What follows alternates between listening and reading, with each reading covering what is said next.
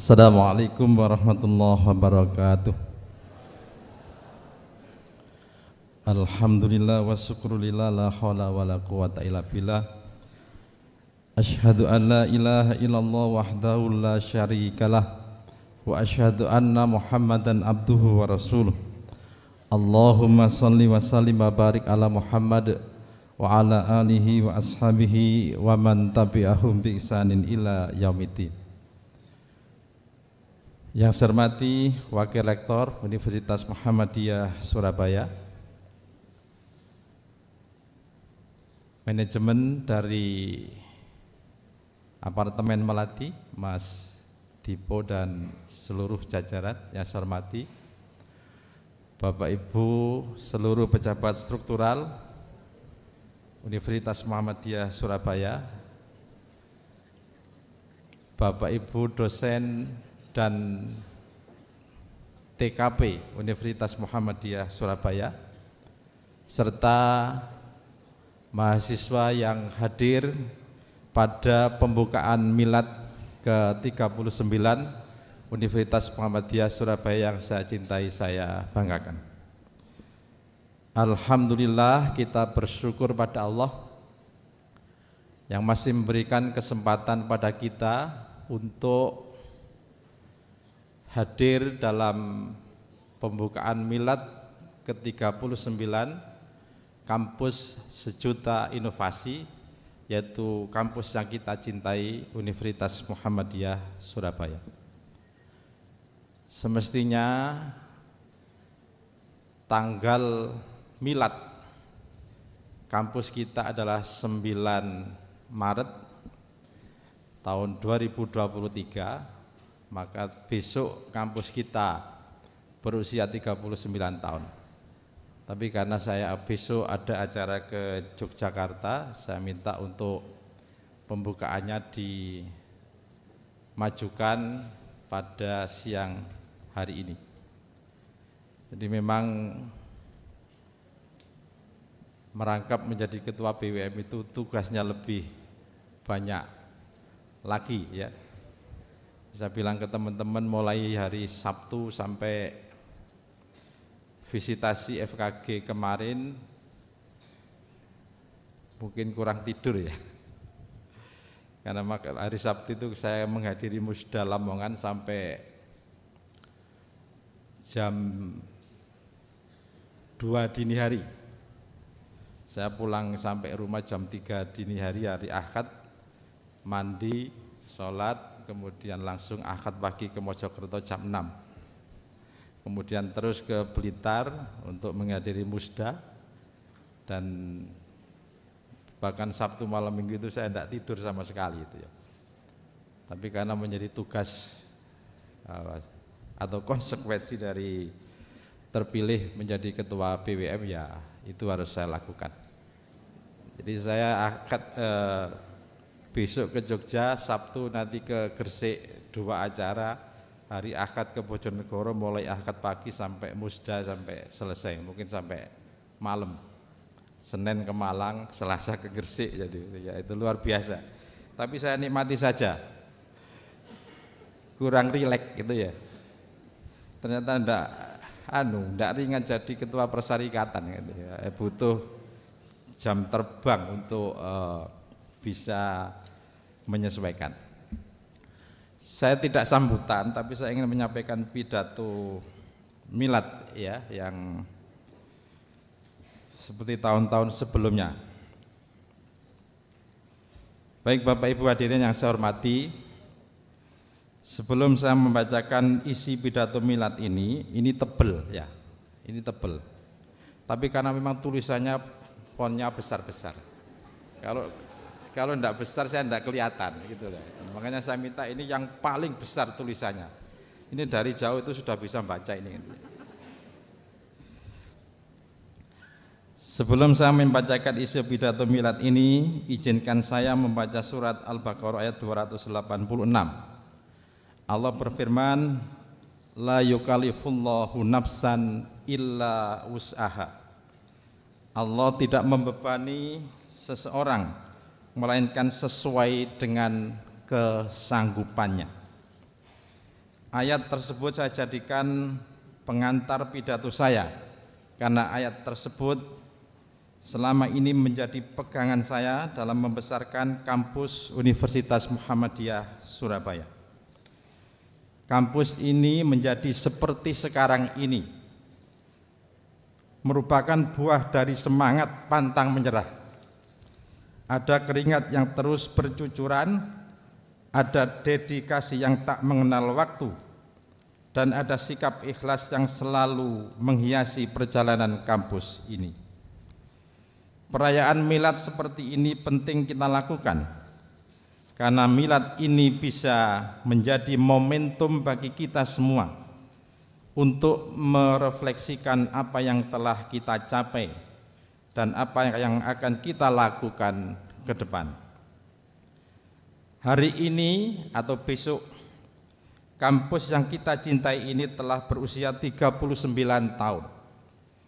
Bagi saya 39 tahun tersebut tidak terlalu tua, juga tidak terlalu muda. Namun sebagai universitas, saya selalu berharap bahwa kampus yang kita cintai ini, UM Surabaya, akan selamanya ada, tumbuh dan menjadi unggul.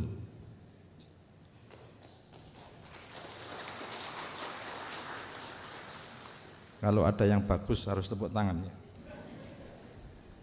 Sesuai dengan tema milad kali ini, unggul dalam harmoni, artinya mewujudkan sebuah universitas yang unggul diperlukan sebuah harmoni. Harmoni yaitu adanya keserasian, keselarasan dalam rasa, aksi dan gagasan. Seperti musik agar tercipta harmoni, ada orang yang memegang gitar, bass, drum ataupun vokal. Masing-masing memiliki tugas dan fungsinya masing-masing dengan tujuan untuk menghasilkan sebuah musik dengan kualitas yang enak didengar.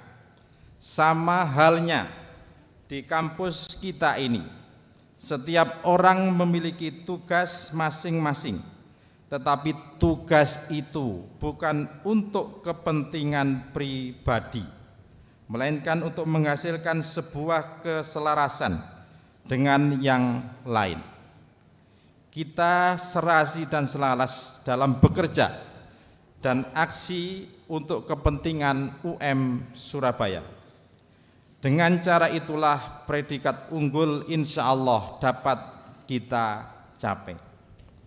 Untuk itu pada kesempatan yang berbahagia ini, saya ingin menyampaikan beberapa pencapaian UM Surabaya dalam 1 tahun terakhir ini. Dalam konteks pembangunan sarana, kita telah melakukan pembangunan sarana prasarana yang akseleratif. Gedung-gedung baru bermunculan. Yang terbaru adalah proyek tower 23 lantai yang sekarang sudah hampir selesai strukturnya. Insya Allah akhir tahun 2023 ini gedung megah, gedung tertinggi itu akan menjadi mercusuar atau tower tertinggi untuk perguruan tinggi negeri maupun swasta di Indonesia. Mungkin kalah dengan apartemen Melati gitu ya. Ketinggian tower tersebut bukan tanpa makna. Ketinggian tersebut menandakan bahwa kita semua harus punya visi setinggi langit. Visi yang mampu kita terjemahkan secara kolektif. Dalam beberapa tahun ini beberapa fasilitas mampu kita sediakan, dari penambahan laboratorium untuk penunjang, perkuliahan, ruang teater, ruang CBT, fasilitas bisnis center, dan fasilitas-fasilitas lainnya. Yang kedua, pendirian program studi baru. Beberapa prodi baru telah berdiri dan ada yang masih proses pengajuan, dan sebentar lagi insya Allah izin Fakultas Kedokteran Gigi akan turun.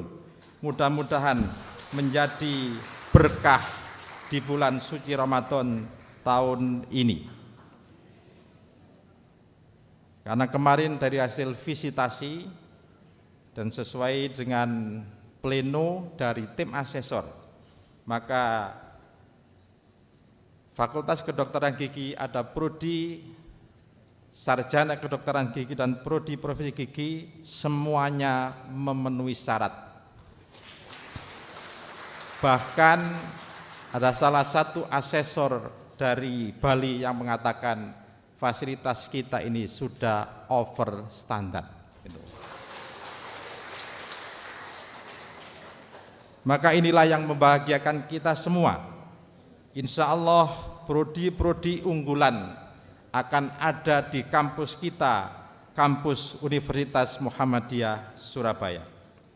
Beberapa prodi baru, misalnya prodi S1 Desain Komunikasi, SK-nya sudah kita terima dan insya Allah tahun ini juga akan menerima mahasiswa baru. Kemudian prodi Pendidikan Profesi Guru, tahun ini SK-nya juga sudah kita terima dan akan memulai menerima mahasiswa baru.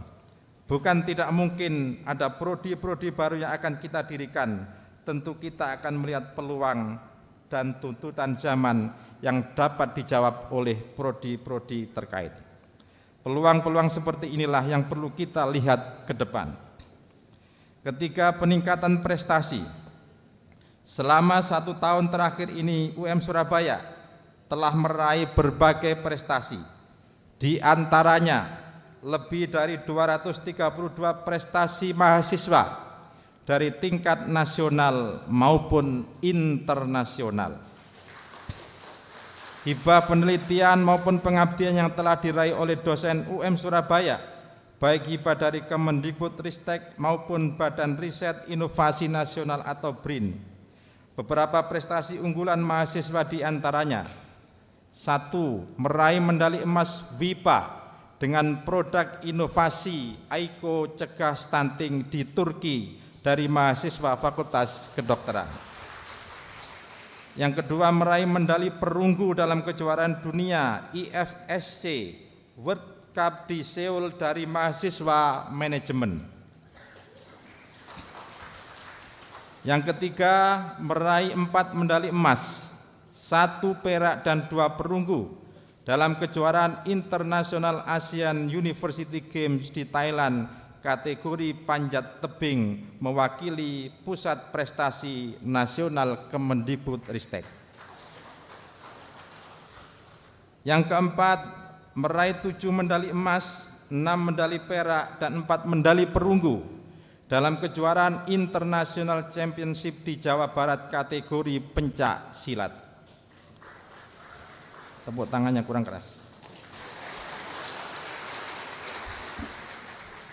Yang kelima, meraih 2 medali emas dan 1 perak dalam Pekan Olahraga Mahasiswa Nasional atau POMNAS dalam kategori panjat tebing. Begitu juga dengan prestasi dosen yang mendapatkan hibah penelitian maupun pengabdian yang cukup bervariasi perolehannya, baik hibah dari Kemendikbudristek, hibah program bantuan inovasi pembelajaran, teknologi bantu untuk membantu mahasiswa berkebutuhan khusus, hibah riset hibah riset keilmuan LPDP, hibah dari Badan Riset Inovasi Nasional maupun hibah kedai reka Matching Fund. Sampai saat ini jumlah hibah penelitian dan pengabdian yang diraih oleh dosen UM Surabaya sebesar 8.898.383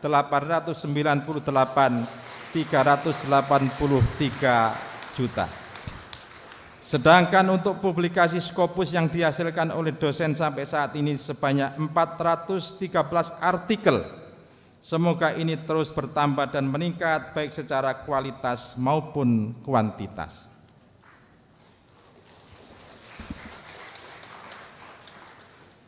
Bapak Ibu yang saya hormati, selain pencapaian yang telah saya sampaikan tadi, saya ingin menyampaikan pesan penting yang menjadi renungan kita bersama.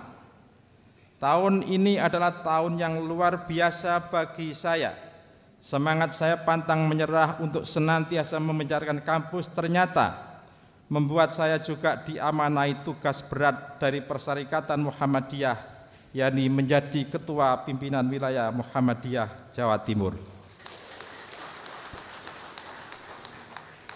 Hal tersebut adalah amanah luhur yang harus senantiasa saya jaga. Pengalaman panjang memimpin amal usaha Muhammadiyah dan menjadi pemimpin di Perserikatan adalah modal besar dalam hidup saya. Izinkan saya menyampaikan pesan penting yang saya ambil dari pengalaman saya dalam kepemimpinan. Saya merangkumnya menjadi 5 pengalaman memimpin. Yang nomor 1, pemimpin itu harus berpikir sistematis. Pemimpin itu harus mampu membaca ke depan peluang apa dan kemungkinan apa yang bakal terjadi. Berani mengambil risiko tetapi mampu mengukur risiko atas kebijakan. Dulu banyak orang ragu apakah saya mampu membuat gedung tinggi di kampus ini. Apakah saya mampu mendirikan fakultas kedokteran dan fakultas kedokteran gigi? Tetapi hal tersebut mampu dijawab oleh waktu.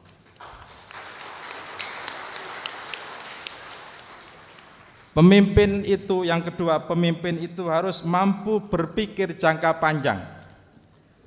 Apa yang kita lakukan hari ini harus kita pastikan mempunyai efek untuk masa depan.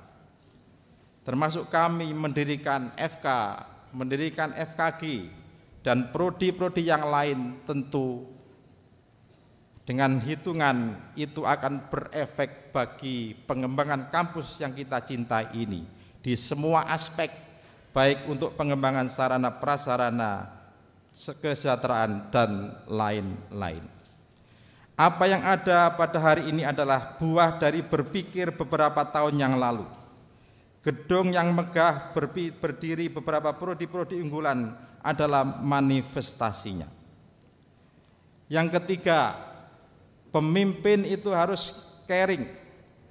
Pemimpin itu harus peduli dan didorong secara moral. Pemimpin harus memperhatikan kesejahteraan orang yang dipimpin. Harus memiliki moralitas yang tinggi. Dalam perjalanan kampus ini saya berupaya terus agar kesejahteraan menjadi fokus utama saya. Saya membayangkan kalau seluruh dosen dan karyawan itu semuanya bisa naik pesawat terbang. Karena saya tahu, kayak Pak Kasmuji, Mas Isa itu sampai sekarang belum pernah naik pesawat terbang.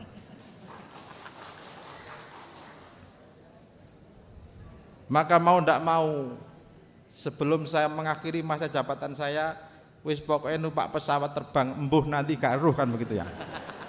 Yang penting seluruh dosen dan TKP ini pernah merasakan bagaimana nikmatnya naik pesawat terbang.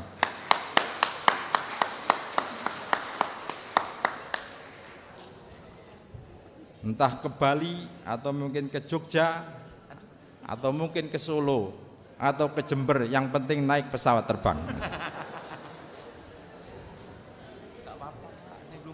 Kesejahteraan adalah salah satu sumber dari etos kerja yang baik, loyalitas yang tinggi, dan soliditas tim yang kuat. Yang keempat, pemimpin itu harus ikhlas. Seorang pemimpin tidak cukup hanya memiliki visi, kekuatan, jaringan, dan segala perangkat yang secara empiris diperlukan dalam menjalankan tugas kepemimpinan. Namun lebih dalam, seorang pemimpin sangat memerlukan keikhlasan hadir dan kokoh di dalam hati dan pikirannya. Tanpa itu semua, kepemimpinan akan terasa hampa dan tidak bermakna. Tepuk tangan.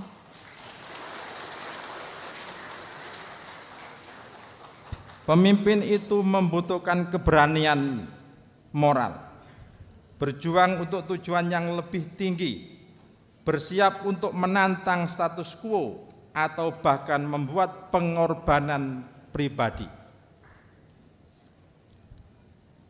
Seorang pemimpin harus berani melakukan perbedaan dan memastikan perubahan positif terhadap lingkungannya. Untuk itu, kualitas seorang pemimpin harus didukung kemampuan untuk menjadi role model, menjadi uswah, menjadi contoh dalam melakukan perubahan mindset dari kondisi zona nyaman menjadi zona tidak nyaman, menjadi zona yang kompetitif dan inovatif. Kalau sudah berada di zona tidak nyaman, maka tentu ada implikasi mungkin terhadap fisik kita, terhadap pikiran kita. Mungkin stres itu akan secara terus-menerus menyelimuti pikiran kita. Secara fisik rambut rontok itu juga implikasinya, kan begitu. Saya tadi digoda Pak Mustaqim, Pak, rambutnya tambah habis. Ya Pak, inilah hikmahnya menjadi ketua PWM. Sehingga saya harus sering pakai kopiah supaya nutupi rambut saya yang hilang sebagian, kan begitu ya. Jadi kita ini kalau ingin kampus kita maju, kalau kita memimpin sebuah institusi maju, maka harus selalu berada di zona tidak nyaman. Jangan puas dengan kondisi yang ada. Jangan puas berada di zona nyaman. Harus selalu berada di zona tidak nyaman. Apapun resikonya, apapun implikasinya, tapi kalau untuk kemajuan sebuah institusi, maka kita harus selalu berada di zona tidak nyaman. Mudah-mudahan ini bisa menjadi inspirasi kita semua, yang tentu harapannya akan lahir pemimpin-pemimpin di Universitas Muhammadiyah Surabaya ini. Dari pengalaman-pengalaman yang saya dapatkan, ada 5 hal tadi supaya bisa diterapkan ketika memimpin Universitas Muhammadiyah Surabaya ke depan. Hadirin, demikian pidato singkat saya dalam perayaan Milad ke-39 ini. Melalui pidato ini saya berpesan agar kita semua senantiasa kompak, saling menjaga, dan senantiasa mementingkan kepentingan bersama. Ojo gegeran, ya, jangan gegeran, karena dengan konflik itu akan menghabiskan energi kita. Jangan royokan jabatan.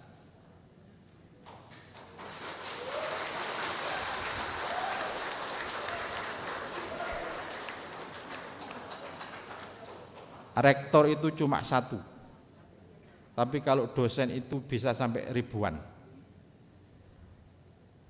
Wakil rektor mungkin saja 4, dekan juga cuma 1.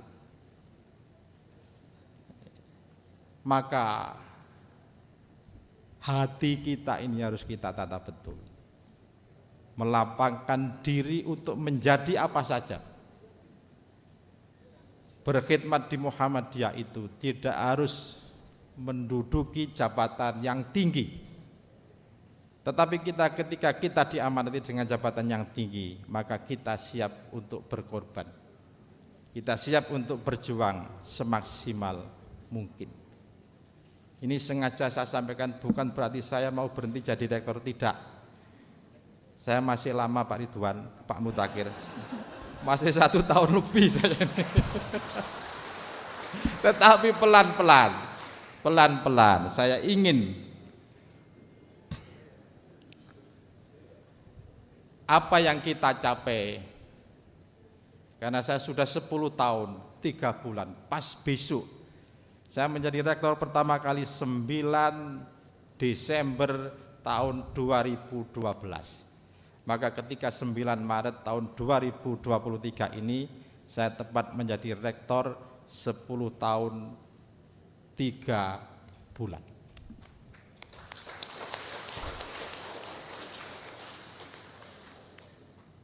Semua ini juga karena support dari Bapak Ibu semua.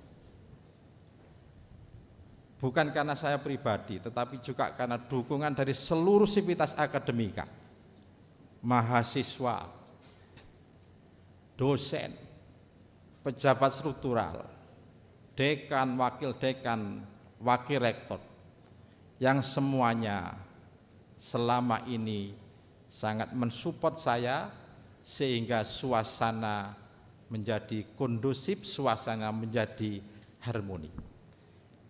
Sesuai dengan tema unggul dalam harmoni ini, maka kita dengan keharmonisan yang sudah kita miliki selama 10 tahun lebih ini menjadi modal kita untuk menjadi perguruan tinggi yang unggul di akhir tahun 2023. Siapapun nanti yang menjadi rektor, maka harmoni ini tetap harus dijaga. Jangan sampai kemudian karena konflik yang prinsipnya kan begini, setiap konflik itu mesti ada aktor. Setiap aktor itu mesti ada kepentingan. Nah, jadi pokoknya untuk konflik itu cari aktornya. Nah, mesti dari aktor itulah, oh di sini ternyata dia aktor ini ada kepentingan. Ini rumus yang selalu saya pakai untuk bagaimana kita bisa menjaga harmoni di kampus UM Surabaya yang kita cintai ini. Saya mungkin belum bisa mensejahterakan Bapak Ibu semua, tapi mudah-mudahan dengan tambahan Fakultas Kedokteran Gigi nanti, insya Allah akan semakin menambah kesejahteraan Bapak Ibu semua. Mungkin dalam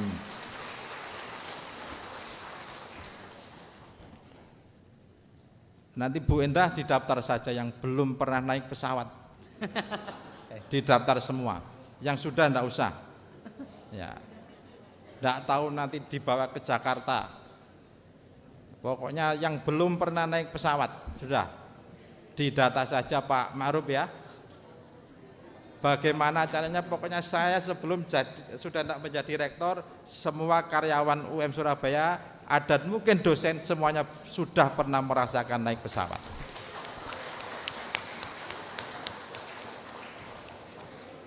Program umroh siapapun yang menjadi rektor tetap harus dijalankan. Karena nanti kalau tidak dijalankan, saya minta karyawan yang nanti ketika saya sudah tidak menjadi rektor, program pemberangkatan semua dihentikan, tuntutlah rektor baru tersebut.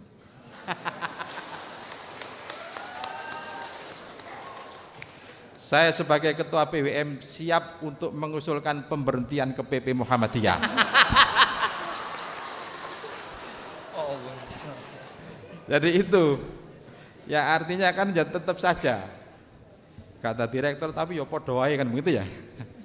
Jadi yang penting program-program yang sudah baik ini tetap harus dilakukan. Saya sudah berjanji, seluruh dosen karyawan juga harus pernah ke luar negeri. Maka ini juga harus dijalankan meskipun secara bertahap. Tetapi paling tidak pesawat mau Bu iku sing didhisik-dhisik gitu. Ini supaya janji-janji saya itu semuanya bisa terpenuhi. Mungkin kalau menghitung waktu saya tinggal, kalau memang harus penuh sampai akhir 24, saya tinggal 1 tahun 9 bulan. Tapi bisa saja mungkin lebih cepat. Ya. Tapi PR saya sudah selesai semua. Mulai pembangunan gedung FKG insya Allah bulan depan akan selesai. Gedung itu insya Allah akhir tahun ini akan selesai. Tinggal satu PR-nya mungkin rumah sakit gigi dan mulut. Nanti gedung-gedung yang begitu banyak inilah akan kita pilah-pilah sehingga nanti masing-masing fakultas mempunyai kenyamanan untuk menempati gedung-gedung yang mungkin ada gedung A, ada gedung G, ada gedung F, ada gedung At-Tauhid Tower, ada gedung At-Ta'awun Tower, ada gedung pusat bisnis. Yang tentu harapannya adalah ini semua untuk sivitas akademika Universitas Muhammadiyah Surabaya. Saya tidak ingin Bapak Ibu nanti menagih saya di akhirat. Itu berat bagi saya. Kalau kemudian janji-janji saya tidak terrealisasi semua. Nah, nanti kalau kemudian saya ditanya malaikat, wahai Sukadiono, janjimu kan belum terpenuhi. Nah, masalahnya saya ini hanya 3 periode saya jadi rektor, malaikat kan begitu. Itu yang meneruskan kan ada, enggak tahu itu si A si B. Maka gantilah dosanya tak bebankan rektor saya selanjutnya kan gitu. Nah, jadi ini seperti itu. Tapi mudah-mudahan lah, insya Allah Allah mesti akan memberikan yang terbaik untuk kampus kita ini. Kita senantiasa berdoa kepada Allah. Saya juga senantiasa berdoa pada Allah. Ya Allah, jadikan pemimpin setelah saya di kampus UIN Surabaya ini adalah pemimpin yang bisa mengakselerasi pengembangan kampus UIN Surabaya dan sekaligus tetap memperhatikan kesejahteraan Bapak Ibu semua. Ini doa yang selalu saya panjatkan. Mudah-mudahan Allah memilihkan pemimpin yang terbaik, tidak tahu tahun depan atau tahun 2025. Dan yang lebih penting lagi, masalah kesejahteraan ini harus menjadi perhatian utama bagi kita semua. Demikian Bapak Ibu, dengan mengucap Bismillahirrahmanirrahim, pembukaan Milad ke-39 UIN Surabaya dengan tema Unggul dalam Harmoni saya nyatakan resmi dibuka.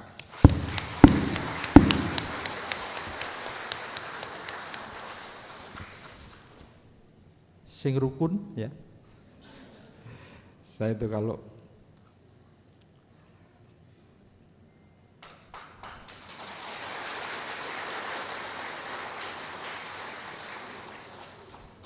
saya hanya takut ketika kita sudah mapan semua,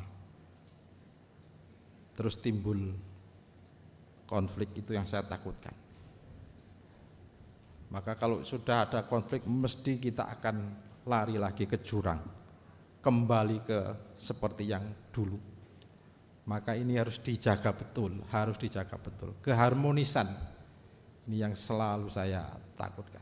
Tapi insya Allah saya berkeyakinan dengan doa-doa yang senantiasa kita panjatkan, Allah akan memberikan orang-orang terbaik di Universitas Muhammadiyah Surabaya ini. Kepada manajemen Apartemen Melati, matur nuwun sudah berkenan hadir dan insya Allah menjadi mitra kita ke depan. Nanti Pak Ma'ruf dan Pak Junaidi yang mungkin akan memfollow up. Kemudian dengan Persebaya Surabaya tadi sudah ketemu saya, juga menyampaikan ucapan selamat.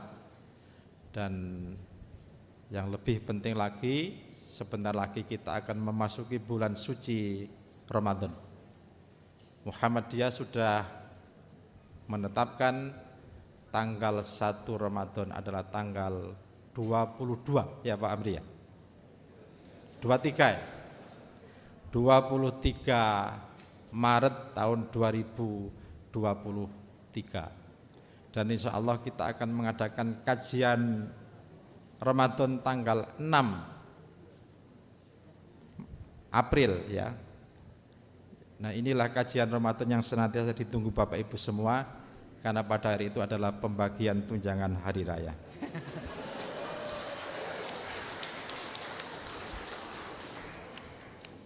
Mungkin tidak 100%, asal SK FKG turun sebelum tanggal 6 atau pada bulan April, maka THR-nya saya naikkan 125%.